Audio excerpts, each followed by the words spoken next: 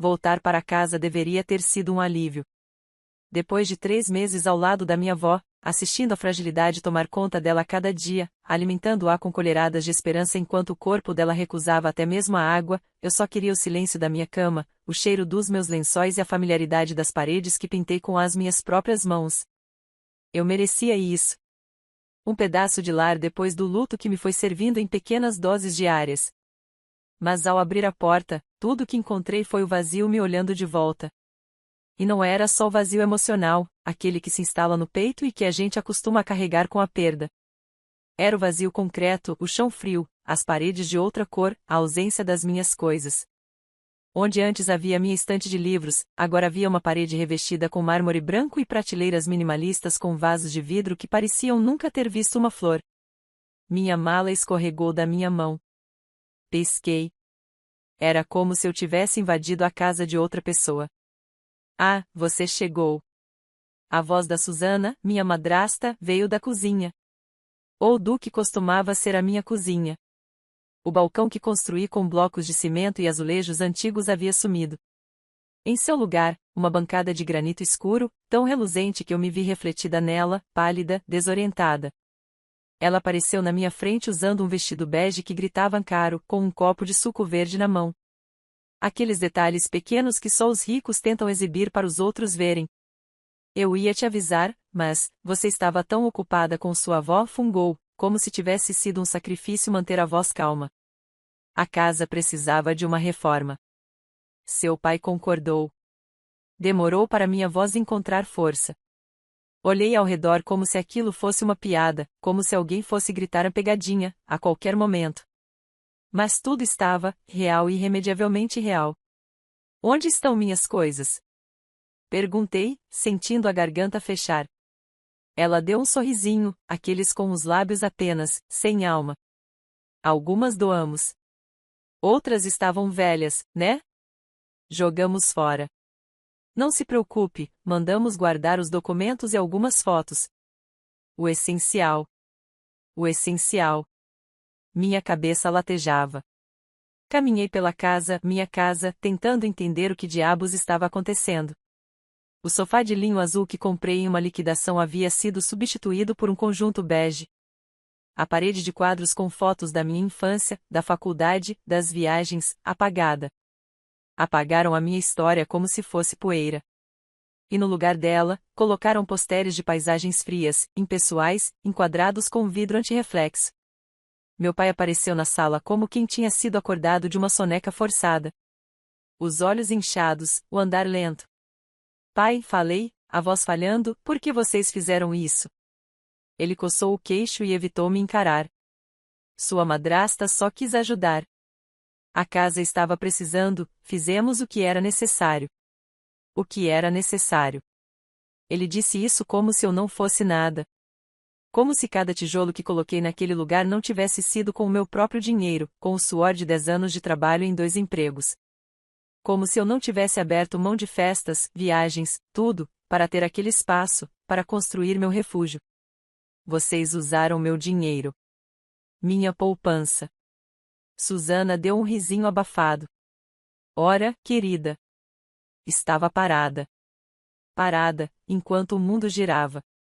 Agora veja como tudo ficou mais sofisticado. Sofisticado. A palavra tilintou na minha mente como um tapa. Mais que isso, como um escarro. Não era só sobre móveis. Era sobre ter me apagado. Desfeito da minha identidade. Ela queria transformar o lar que construí no palco da ostentação dela. Pensei em gritar, em chorar, em esbravejar tudo ali mesmo. Mas me calei. Porque entendi que qualquer palavra naquele momento seria consumida por paredes que não me pertenciam mais. Onde estão os comprovantes? Perguntei, em um tom que até me surpreendeu. Frio. Rígido. Quais comprovantes? Do que foi comprado. De onde tiraram o dinheiro? Ela me olhou como se eu estivesse brincando. Mas não respondi com deboche. Apenas a encarei de volta. E vi. Pela primeira vez, vi. Ela sabia o que tinha feito. E não se arrependia. Só não gostava de ser confrontada. Tem recibos na pasta preta do escritório, murmurou, virando o rosto. Não agradeci. Não respondi. Fui até o que restava do meu antigo quarto, agora um escritório neutro para home office, segundo um porta-retrato que li na estante, e abri a pasta. Cada centavo. Cada movimentação. E ali, entre os extratos, vi o pior: haviam usado a minha conta. Minha. Como se fosse deles. Voltei à sala com os papéis em mãos. Susana estava sentada no sofá novo, cruzando as pernas com elegância fingida. Meu pai, imóvel ao lado. Vocês roubaram de mim, disse, com a voz embargada. Não seja dramática, ela respondeu, como se eu fosse uma criança irritada. Família divide. Família compartilha. Isso aqui é de todos nós. Não, Susana. Isso aqui é meu. Legalmente meu. Está no meu nome, ou você esqueceu? Ela regalou os olhos, mas rapidamente os estreitou. Ora, mas seu pai. Meu pai não assinou nada. Nem poderia. Eu não sou mais uma adolescente. E vocês, respirei fundo, como que engole cacos de vidro, cometeram um crime. Ela levantou-se de súbito. Agora você está exagerando. Amanhã cedo, um caminhão estará aqui. Um de verdade. E ele vai trazer uma mudança. Não a minha. A de vocês. E se recusarem a sair, terão que responder por furto e apropriação indébita. Eu já registrei boletim de ocorrência. Já falei com meu advogado. Vocês têm até amanhã. O silêncio que se instalou foi de cortar a pele. Meu pai pareceu encolher sobre si mesmo. Susana, pela primeira vez, perdeu o tom sarcástico. Seus lábios trêmulos tentaram formar alguma resposta, mas falharam. Você não pode fazer isso com seu pai. Ela gritou, finalmente. Ele é seu sangue. E eu era o quê, enquanto vocês arrancavam tudo de mim pelas costas? Um banco? Uma sombra útil? Um detalhe no nome da escritura? Me aproximei. Vocês jogaram minha vida fora. Agora vão ter o que merecem. E saibam, eu vou ver cada centavo de volta. Mesmo que leve anos. Mesmo que eu tenha que assistir vocês indo a julgamento com essa mesma cara de surpresa ridícula que estão agora. Virei as costas e subi para o quarto de hóspedes. Levei apenas minha mala. Eu não precisava dormir na cama nova, ou no lençol de 1000 fios que Susana havia comprado com o dinheiro que guardei centavo por centavo. Naquela noite, me deitei sem jantar, sem forças, com a cabeça latejando e o corpo tremendo. Mas dormi. E dormi com a sensação nítida de que, enfim, havia recuperado mais do que uma casa, havia reencontrado a mim mesma. E aquilo era apenas o começo. O sol mal tinha nascido quando ouvi os primeiros passos apressados no andar de baixo. Abri os olhos devagar, ainda com o travo da noite anterior na boca. Cada centímetro do meu corpo parecia carregar o peso de 1000 decisões. Mas eu não hesitei. Eu me levantei com a calma de quem já havia aceitado a guerra que viria. A casa estava silenciosa de um jeito estranho. Silenciosa como ficam os lugares que sabem que alguém está partindo ou sendo expulso. Desci as escadas devagar. O som do caminhão de mudanças estacionando na rua preencheu o ar. Era um som grotesco e belíssimo. Cada ranger do freio, cada porta de metal se abrindo, soava como uma trilha sonora para a justiça que eu vinha costurando em silêncio. Susana apareceu no corredor com os olhos vermelhos e a expressão travada. O batom impecável da noite anterior havia desaparecido. No lugar dele, havia rachaduras, na maquiagem, no orgulho, no controle. Você não vai fazer isso, disse, tentando manter o tom firme. Essa casa é do seu pai também. Errado, respondi, estendendo uma cópia da escritura, está no meu nome. Desde 2019. Ele me transferiu como presente de aniversário quando se aposentou. Acha que esqueci? Ela encarou os papéis, mas não os pegou. Sua boca se abriu, mas as palavras não vieram. Meu pai apareceu logo atrás dela, vestindo uma camisa amassada e pantufas, como um homem que não sabe mais aonde pertence. Filha, isso é extremo, começou ele, com a voz arrastada. Extremo foi o que vocês fizeram. Eu saí para cuidar da minha avó. Eu não estava de férias. Eu estava trocando fraldas geriátricas, limpando o vômito, dando banho numa mulher que mal reconhecia meu rosto. Enquanto isso, vocês estavam aqui, gastando tudo que eu construí. Mudando tudo que me dava chão. Susana bufou e se virou para ele. Fala alguma coisa, Carlos. Ele olhou para mim. E pela primeira vez, vi. Vi de verdade. Não havia pai ali. Havia um homem cansado, fraco, e talvez até envergonhado. Mas não o suficiente. Ela está no direito dela, ele murmurou, baixo. O quê? Susana arregalou os olhos. Você vai deixar ela nos tirar assim? Como se fossemos lixo? Susana, nós erramos. Ela girou nos calcanhares, furiosa. Não. Você errou. Você me deixou fazer tudo sozinha. Você concordou com tudo. Eu confiei em você. Então é burro. Eu fiquei parada, observando tudo com um tipo de calma que não sabia que existia em mim. Não era prazer. Não era alegria. Era apenas o fim de uma fase. Um fechamento inevitável. O caminhão está pronto, falei. Os rapazes vão começar a embalar tudo.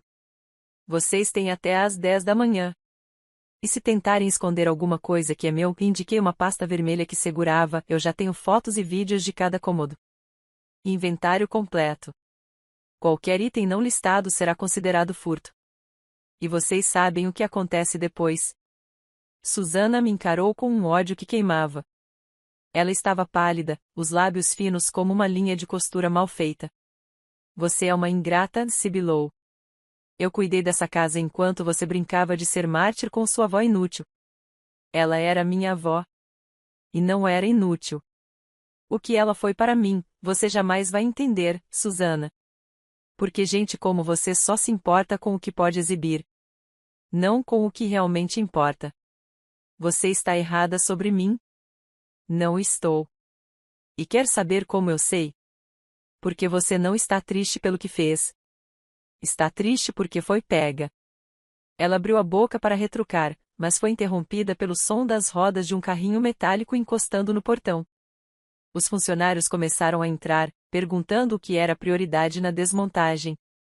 Dei ordens claras. Tudo que estivesse nas etiquetas vermelhas era meu. Azul, deles. E não se preocupem, acrescentei, encarando os dois, se acharem que podem pegar algo escondido, saibam que cada canto da casa tem câmera agora. Eu instalei quando vi as fotos da reforma nas redes sociais de Susana, uma semana atrás. Meu pai franziu a testa. Como assim, fotos? Você não viu? Perguntei, quase irônica. Sua esposa fez um tour virtual. Mostrou a casa inteira no Instagram. Tinha até legenda, transformando a bagunça da enteada num lar de verdade. Com hashtag e tudo. Susana engoliu seco. Estava encurralada. E sabia. A mudança foi lenta, mas cada caixa que saía carregava mais que objetos, levava embora o teatro, o fingimento, a falsa estabilidade que eu achava que tinha com aquela família. Os vizinhos passaram a espiar pelas janelas. Alguns cochichavam entre si. Outros fingiam não ver. Mas eu via. Eu sentia. Era como se a casa respirasse de novo. Como se ela própria tivesse estado sufocada, silenciada, e agora voltasse a pulsar. Ao meio-dia, tudo estava vazio. Eles saíram com sacolas, malas, e a dignidade despedaçada em pedaços tão pequenos que nem valia a pena recolher. Antes de atravessar o portão, Susana se virou uma última vez. Você vai se arrepender. Pode ter certeza. Talvez, respondi. Mas não hoje. Ela foi embora com os olhos em brasa, o salto afundando na terra da calçada como se quisesse machucar o chão. Meu pai, por outro lado, hesitou. Ficou parado, sem saber para onde ir. Ele era o retrato da covardia. Da omissão. Do homem que permitiu tudo e, no fim, não teve força nem para proteger a filha, nem para enfrentar a esposa. Você vai ficar bem? Ele perguntou, por fim. Olhei para ele. Eu fiquei mal quando precisei de vocês. Quando cheguei da vigília da minha avó e encontrei tudo destruído. Agora, pai, eu estou só começando a ficar bem. Ele assentiu com a cabeça. E foi embora. Fechei o portão com minhas próprias mãos. E, ao trancar, senti um arrepio descer pelas costas. Mas não de medo. De poder. Um tipo de poder que só vem quando a gente perde quase tudo e sobrevive. Voltei para dentro. O eco dos meus passos me acompanhava. A casa parecia me abraçar de novo. Fria, vazia, sim, mas minha. E naquele silêncio, eu fiz algo que não fazia há meses. Sentei no chão da sala, encostada na parede. Respirei fundo. E chorei. Chorei por mim. Pela minha avó. Pelos anos que passei tentando agradar quem nunca me viu como família de verdade. Chorei pela ingenuidade de achar que lealdade era suficiente para ser respeitada. E, por fim, chorei de alívio. Porque aquela dor não era mais a dor da perda. Era a dor da libertação. Demorei algumas horas para me mover dali. Quando enfim me levantei, peguei papel e caneta. Escrevi uma lista com tudo o que precisava consertar, repintar, repor. Um lar não se reconstrói de um dia para o outro. Mas, ao contrário deles, eu sabia onde colocar cada tijolo. Enquanto a tarde caía, abri a última mensagem que minha avó me mandou antes de partir. Era só uma frase simples. Quando eles mostrarem quem são, mostre quem você escolheu ser. E naquele dia, eu escolhi ser quem não baixa mais a cabeça. Quem reconstrói. Quem enfrenta. Quem vence. Mesmo que demore. Mesmo que doa. Os dias seguintes foram um borrão de tinta, poeira e silêncio. Recomecei por onde me doía menos, as paredes. Troquei o branco frio que Susana havia imposto por cores quentes, cores que aqueciam a pele, que me lembravam a presença viva da minha avó, tons de ferrugem, vinho, areia, ouro queimado. Cada pincelada era uma devolução simbólica da minha identidade. Era como gritar, eu voltei. Esta casa sou eu. Mas a paz não duraria. Naquela manhã de quinta-feira, recebi a primeira intimação. Eles estavam me processando. Abri o envelope ainda com as mãos manchadas de tinta. O papel era grosso, caríssimo, o tipo de documento que alguém como Susana fazia questão de mandar imprimir. O advogado dela alegava expulsão injustificada, uso indevido de autoridade, dano moral e, pasmem, assédio psicológico contra idosos. Ri. Ri tão alto que a tinta escorreu pelo pincel e caiu no meu tênis. Eles estavam desesperados. Mas eu também sentia uma fisgada no estômago. Não era medo. Era raiva. Eles sabiam que haviam errado. Só que, em vez de assumirem, estavam tentando inverter o jogo. Queriam me pintar como vilã, a filha ingrata, impiedosa, que jogou o pai para fora de casa. Susana devia estar adorando aquele teatro. Provavelmente passava horas redigindo frases melodramáticas com seu advogado, criando uma versão da história onde ela era a pobre vítima da filha descompensada. Não demorou para meu telefone começar a tocar. Primeiro, números desconhecidos. Depois, parentes distantes.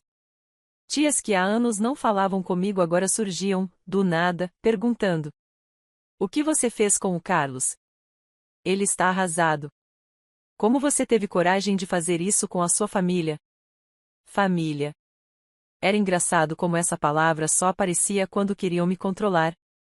Respondi todas as ligações com a mesma frase. Assim que eles devolverem o dinheiro que usaram da minha conta, e pedirem desculpas por destruir minha casa sem permissão, podemos conversar. Até lá, não há nada a ser dito. E desligava. Só que as mensagens vinham como enxurrada. Grupos de família, Facebook, até comentários em posts antigos. Algumas insinuações maldosas. Outras, agressões diretas. Dizia-se que eu estava desequilibrada, que era egoísta, que depois não adiantava chorar quando fosse tarde demais. A parte mais doída era ver meu pai calado. Em nenhum momento ele me procurou. Não mandou mensagem. Não tentou entender meu lado. Não pediu desculpas. O homem que um dia me chamou de a minha menina guerreira agora se escondia atrás da voz de outra mulher. Susana estava ditando sua vida e ele aceitava, como se não tivesse mais vontade própria.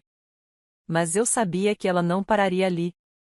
Na semana seguinte, chegaram 2 oficiais judiciais para avaliar os bens da casa. Alegavam que Susana tinha direito à restituição de todos os investimentos feitos no imóvel. Disseram que tinham ordem de inventariar os móveis e itens novos adquiridos durante a reforma. Tive vontade de rir de novo. Mas contive. Recebi os 2 com dignidade. Senhores, disse, mostrando os extratos, todos os pagamentos foram feitos com meu dinheiro. Esta é minha conta. Esta é minha assinatura. Estes são os comprovantes. Se ela quiser algo de volta, que peça o que é dela e que prove. Os homens se entreolharam. Um deles pigarreou, um pouco desconfortável. A senhora já tem advogado? Tenho. E ele também tem uma cópia disso tudo. Eles anotaram. Saíram dali mais apressados do que chegaram. Eu podia sentir, a mentira deles estava começando a rachar. No entanto, o golpe mais baixo veio numa noite de sábado. Eu estava terminando de montar uma estante nova quando recebi um e-mail com o título, urgente, despejo iminente. Abri. Era uma tentativa cínica de Susana de contestar a escritura da casa. Alegava que o documento havia sido assinado por influência emocional indevida e que meu pai, enfraquecido pelo luto da aposentadoria precoce, não estava em plenas condições mentais quando me deu a casa de presente. Quase derrubei o celular. Ela estava tentando dizer que meu pai não sabia o que fazia quando me deu a única coisa que me deixou livre. A única coisa que eles não podiam tomar de mim. Era absurdo. Abjeto. Eu tremia de raiva enquanto escrevia para o meu advogado.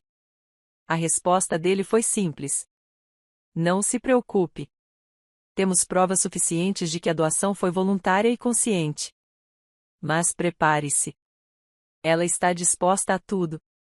Disposta a tudo. Susana nunca me enganou. Desde o início, ela me olhava com aquele ar de superioridade. Eu era o lembrete incômodo de que meu pai tinha tido outra vida antes dela. Eu era a presença que a impedia de reinar sozinha. E agora, ao ver que eu não apenas resistia, mas reagia, ela queria me destruir. Comecei a reunir mais documentos. Recibos antigos. Fotografias. Trocas de mensagens. Cotei perícias técnicas para provar as datas da reforma. Falei com o gerente do banco que me ajudou a abrir aquela poupança quando eu tinha 22 anos. Ele ainda se lembrava de mim? As peças estavam se encaixando. Mas o processo me consumia. Era como andar por um campo minado emocional. A cada ligação de advogado, a cada novo documento anexado ao processo, eu revivia tudo. O abandono. O desprezo. A dor de ver meu pai me deixando para trás como se fosse um incômodo. Certa noite, sentei no chão da sala, exausta. Liguei uma música antiga da minha avó, aquelas canções de rádio com chiado ao fundo, que ela ouvia com os olhos fechados. Fechei os meus também. E lembrei. Lembrei da primeira vez que meu pai me disse que eu era forte. Eu tinha 12 anos e havia quebrado o braço tentando consertar a calha do telhado com ele. Em vez de me dar bronca, ele me levou ao hospital com lágrimas nos olhos e depois comprou meu doce preferido. Disse: Você é teimosa. Mas é forte. Vai longe. Onde estava esse homem agora? Será que ele lembrava disso? Talvez sim. Talvez não. Mas eu não podia mais esperar por ele. A menina que queria aprovação tinha ficado para trás. No lugar dela, havia uma mulher. Uma mulher que lutava. E que não ia permitir que lhe tomassem mais nada. Na manhã seguinte, fui pessoalmente ao cartório buscar uma certidão atualizada da escritura. Queria garantir que nada tinha sido alterado. O atendente me reconheceu. Você é a filha do Carlos, não é? Sou, respondi, com um misto de orgulho e amargura. Seu pai sempre falava de você. Dizia que você era a luz da vida dele. Meu coração vacilou por um instante. Mas logo endureci de novo. Pois parece que essa luz apagou para ele. O homem baixou os olhos, constrangido. Me entregou os documentos com pressa. Ao sair do cartório, sentei na praça em frente. O sol estava alto, as crianças corriam com balões nas mãos. E eu pensei, quantas famílias fingem amor enquanto escondem ódio? Quantas Suzanas existem por aí, disfarçadas de boazinhas? Quantos pais desistem de lutar pelas filhas porque é mais fácil ceder ao conforto de um relacionamento tóxico? Mas eu não ia ser mais uma história de silêncio. Eu ia escrever minha própria verdade. E ia publicá-la, se fosse necessário. Em voz alta. Na justiça. No mundo. Porque o que eles queriam apagar, minha força, minha dignidade, meu nome, era justamente aquilo que nunca mais teriam poder de controlar. A audiência preliminar foi marcada para dali a 15 dias. 15 dias para rever meu passado com olhos clínicos, para dissecar a história da minha própria casa em laudos, registros, atas e assinaturas. 15 dias para manter a sanidade diante de um processo que tinha tudo, menos verdade. Durante esse tempo, mergulhei nos detalhes. Cada documento da reforma, cada conversa registrada em aplicativos de mensagens, até mesmo prints das postagens da Suzana foram catalogados em pastas digitais e físicas. Me tornei uma especialista em mim mesma. Uma curadora do que era meu e do que foi roubado. Meu advogado, Dr. Henrique, era preciso. Frio quando precisava ser. E, mais importante, paciente. Um homem de poucas palavras, mas que jamais subestimou o quanto essa causa era pessoal para mim. Se eles quiserem guerra, ele me disse na terceira reunião, vamos dar guerra. Mas com elegância. Porque quem tem razão não precisa berrar. Só precisa provar. Respirei fundo. Eu queria provar. E mais do que isso, queria que todos vissem. Que ouvissem. Que sentissem na pele o que é ter a verdade escorrendo como ácido na face de quem vive de mentira. Mas Suzana não parava. Descobri, dias depois, que ela havia procurado uma repórter de um jornal local. História comovente de um pai idoso expulso pela própria filha após uma reforma inocente. O título era grotescamente manipulador. As entrelinhas eram ainda piores. Pintavam minha casa como o cenário de uma tragédia familiar. Um dos trechos dizia: Carlos, hoje sem lar, vive em um pequeno apartamento emprestado por amigos, após ser surpreendido por uma ordem de despejo da filha, que parece ter sido envenenada pelo rancor. Eu tremia de raiva. E de vergonha. Era isso que ela queria, destruir minha reputação. Me pintar como um monstro. E ela sabia onde atacar. Sabia que minha ligação com meu pai era minha antiga fraqueza. Mas o que Suzana não sabia era que minha fragilidade não me definia mais. Eu a tinha superado no instante em que tranquei aquele portão. E agora, tudo que ela fizesse só seria mais uma pá de terra sobre a cova das mentiras que ela mesma cavou. Com o respaldo do meu advogado, solicitei direito de resposta ao jornal. Mas não publiquei um desabafo. Publiquei provas. Prints, extratos, fotos da casa antes e depois, e, o mais importante, o documento da escritura assinado de punho próprio por meu pai, há mais de 4 anos. A matéria de resposta viralizou mais do que a original. A repercussão foi quase imediata. Centenas de mensagens chegaram por todos os lados. Algumas pedindo desculpas por ter acreditado na primeira versão. Outras oferecendo apoio. Um advogado da cidade vizinha chegou a me parabenizar pela clareza das provas. E então, algo inesperado aconteceu. Um antigo amigo da família, seu Elias, apareceu na minha porta. Eu não o via havia pelo menos uma década. Era da época em que minha mãe ainda era viva.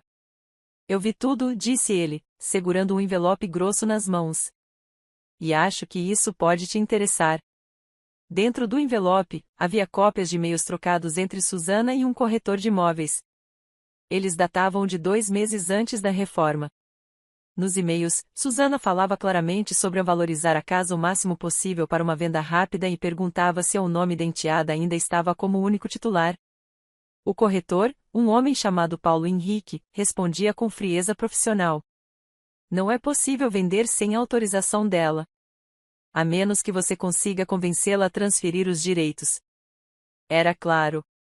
Ela nunca quis morar ali. Nunca quis construir uma família.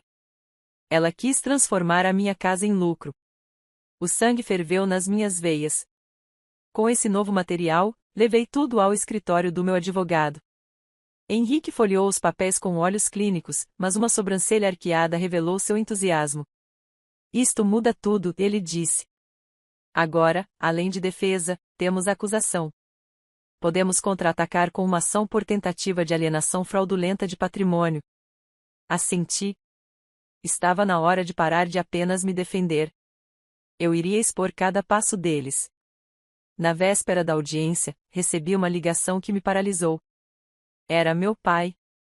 Demorei alguns segundos para decidir se atendia ou não. No fim, atendi. Não por ele. Mas porque eu precisava ouvir. Precisava encarar o que restava daquele homem. Alô? Filha. A voz dele soava velha. Não só no tom, mas no peso. Era como se ele tivesse envelhecido 20 anos nos últimos 30 dias. Diga, respondi seca. A gente precisa conversar. Eu não sabia de tudo que a Susana estava fazendo. Ela mentiu para mim também. Ri, mas sem humor. Agora você descobriu? Que sorte a sua. Eu descobri quando vi minha casa mutilada por dentro. Eu errei. Eu deveria ter te protegido. Você escolheu não fazer nada. Não me venha com esse discurso agora, pai. O silêncio também é uma escolha. Do outro lado da linha, ouvi apenas um suspiro longo. Você vai mesmo seguir com o processo? Eu já segui. E eu vou até o fim. Não é por vingança. É por justiça. Porque vocês cruzaram uma linha da qual não se volta. A gente vai perder tudo. Vocês já perderam. Só ainda não perceberam. Desliguei. Na manhã da audiência, vesti uma roupa simples. Blusa branca. Calça preta. Cabelo preso. Sem adornos. Queria que a minha presença fosse clara, mas sem ruídos. Queria que cada palavra minha fosse o que ficasse marcado. Na sala do fórum, os dois já estavam lá. Susana de salto alto e blazer, os olhos frios. Meu pai ao lado, de cabeça baixa, como sempre. O juiz entrou. A audiência começou. Durante horas, as argumentações se revezaram. A advogada de Susana falava em ambiente tóxico, em violência psicológica familiar, em insegurança jurídica. Eu ouvia. E respondia. Quando chegou a minha vez de falar, levantei com o coração disparado. Mas a voz saiu limpa. Clara. Firme. Excelência, esta não é apenas uma disputa por uma casa. É uma luta contra a tentativa de apagar minha existência dentro do meu próprio lar. Esta casa foi dada a mim. Foi registrada no meu nome. Tudo que foi feito sem minha permissão é ilegal. O que houve aqui não foi má comunicação.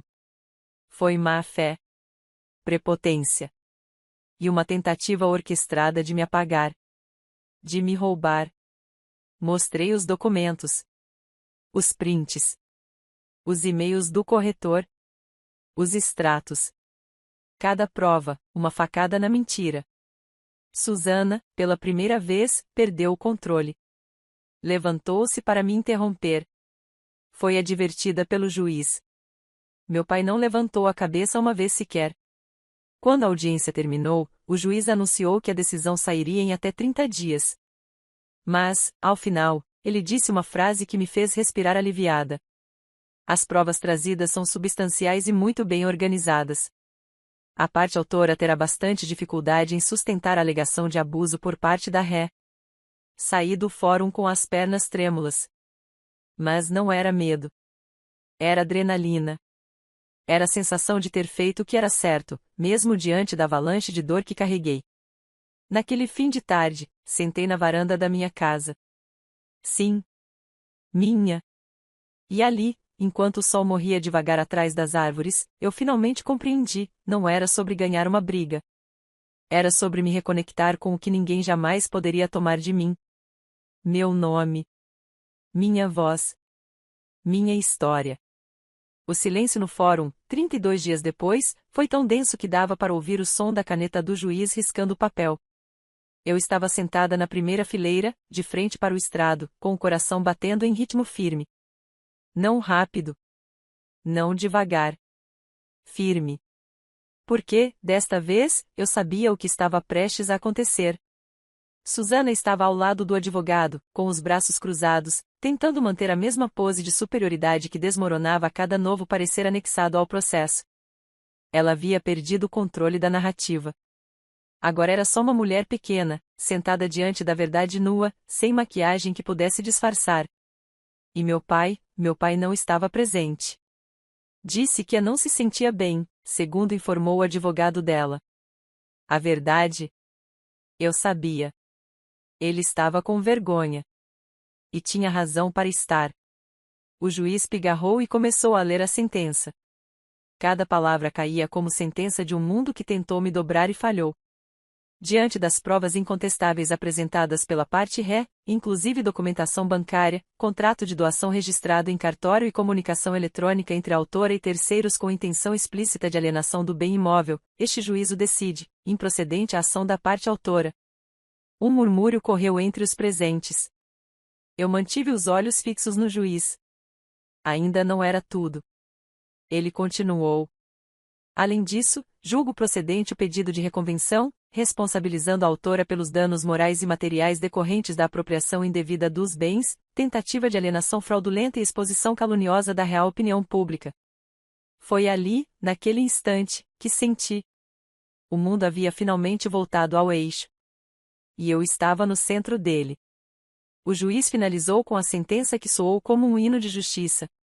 A autora deverá ressarcir integralmente os valores desviados, em montante corrigido monetariamente, e pagar indenização por danos morais a ré no valor de R$ 50.000, além das custas processuais. Eu fechei os olhos por um momento. Respirei. Não sorri. Não chorei. Apenas respirei. Quando abri os olhos de novo, Susana estava imóvel. As mãos tremiam levemente. O advogado dela recolhia os papéis com pressa, o rosto ruborizado, como se quisesse desaparecer. E eu me levantei. Saí dali sem olhar para trás. Não era sobre humilhá-la. Era sobre deixar claro, para ela e para o mundo, que a justiça pode tardar, mas nunca falha quando a verdade caminha com ela. Nos dias que se seguiram, Susana tentou negociar. Ligou para o escritório do meu advogado diversas vezes, tentando reduzir valores, propondo acordos entre família. Henrique me consultou, e minha resposta foi seca. Família não se inventa quando é conveniente. Processo encerrado, valores bloqueados judicialmente, nome dela manchado em praça pública. E quanto ao meu pai? 2 meses depois, ele apareceu. Surgiu na minha porta, com uma expressão que não carregava mais arrogância. Carregava algo mais pesado. Algo mais profundo. Cansaço. Culpa. Posso entrar? Não. Ele baixou os olhos. Eu li a sentença. Eu merecia aquilo tudo. Mas, eu queria te pedir desculpas. Está pedindo desculpas por quê, exatamente? Por ter me calado. Por ter deixado ela tomar conta de tudo. Por ter deixado você enfrentar isso sozinha. Por ter sido fraco. Eu respirei fundo. Queria perdoá-lo? Parte de mim, sim. A parte antiga. Aquela que lembrava dos domingos no parque, dos abraços apertados quando minha mãe morreu, da mão dele segurando a minha quando tive medo da primeira menstruação. Mas essa parte não falava mais tão alto. Quem falava agora era a mulher que reconstruiu a própria vida. Que enfrentou o abandono e não se curvou. Que venceu sozinha. Você não foi só fraco, pai. Você foi cúmplice. Ele assentiu com os olhos cheios d'água. E virou-se para ir. Mas antes de cruzar o portão, ele parou. Ainda posso te chamar de filha? Pode, respondi. Mas eu não sou mais a mesma. Ele foi embora. Não me procurou de novo. E, no fundo, eu sabia que era melhor assim. Ele não fazia mais parte do que eu estava construindo. E eu? Eu era agora feita de outro material firme. Inquebrável. A indenização que recebi, usei em partes. Consertei cada centímetro da casa. Recompus cada cômodo com minha alma.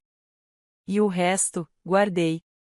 Não por medo, mas por escolha. Hoje, cada detalhe da casa carrega meu nome, minha história. A estante de livros voltou. As fotos da minha infância estão de volta na parede da escada. Os quadros da minha avó, restaurados, dominam a sala. As almofadas coloridas na varanda, os temperos na cozinha, o cheiro do café às 6 da manhã. Tudo fala de mim. De quem eu fui. E de quem eu me tornei. Às vezes, sento no mesmo chão em que chorei. E lembro. Não com tristeza. Mas com orgulho. Porque agora eu sei, ninguém rouba o lar de quem aprendeu a se habitar. Ninguém cala a voz de quem aprendeu a falar com verdade. E ninguém, absolutamente ninguém, tem o direito de decidir quem você é, o que você vale, ou onde você deve ficar. Essa casa é só uma casa. Mas dentro dela mora algo que ninguém nunca mais poderá reformar, roubar ou apagar. Eu. Fim.